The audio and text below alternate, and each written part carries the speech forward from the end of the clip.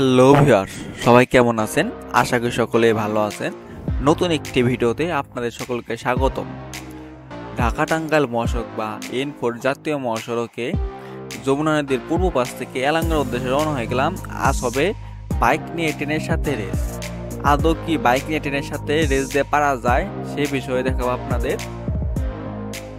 ভিডিওটি ভালো লাগলে একটু লাইক করে দেবেন, কমেন্ট করে জানিয়ে দেবেন আপনার মতামত, আর চ্যানেলটি নতুন হয়ে থাকলে সাবস্ক্রাইব করে নোটিফিকেশন বেল বাজাতে একদমই ভুলবেন না। আর যদি আগে থেকে সাবস্ক্রাইব করে থাকেন তাহলে আপনাকে অশেষ ধন্যবাদ। আশা করি আপনারা সকলে আমাদের পাশেই থাকবেন। ধন্যবাদ সকলকে। চলুন তাহলে দেখা যাক বাইক নিয়ে ট্রেনের সাথে রেস দিয়ে পারা যায় কিনা। শুরু হয়ে গেল ঢাকা টাঙ্গাইল মহাসড়ককে 4 লেনে উন্নীত করা এবং নতুন একটি এক্সপ্রেসওয়ে রূপ দেওয়া। ইতিমধ্যে ঢাকা থেকে টাঙ্গাইলের এলাঙ্গা পর্যন্ত মহাসড়কটিকে 4 লেনে উন্নীত করা হয়েছে। এখন এলাঙ্গা থেকে রংপুর পর্যন্ত মহাসড়কটিকে 4 লেনে উন্নীত করার কাজ এগিয়ে যাচ্ছে। কাজের কি অগ্রগতি তা আপনাদের দেখাবো, পুরো ভিডিও দেখবেন, আশা করি সকল কিছুই জানতে পারবেন।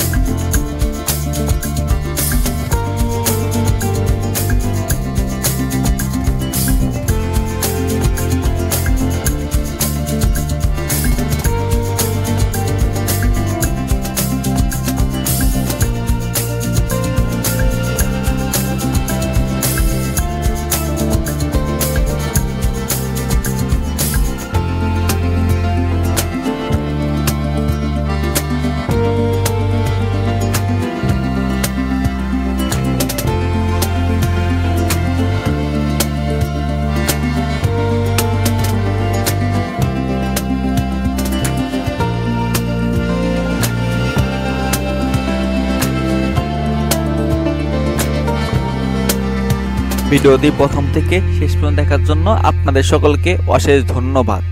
ভিডিওটি ভালো লাগলে অবশ্যই একটি লাইক করবেন। ভিডিওটি কেমন লেগেছে কমেন্ট করে জানিয়ে দিন আপনার মতামত।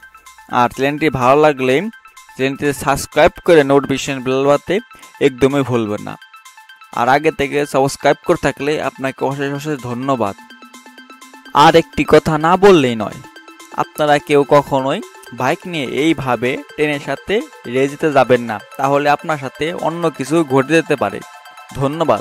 আশা করি আপনারা সকলে আমাদের পাশেই থাকবেন।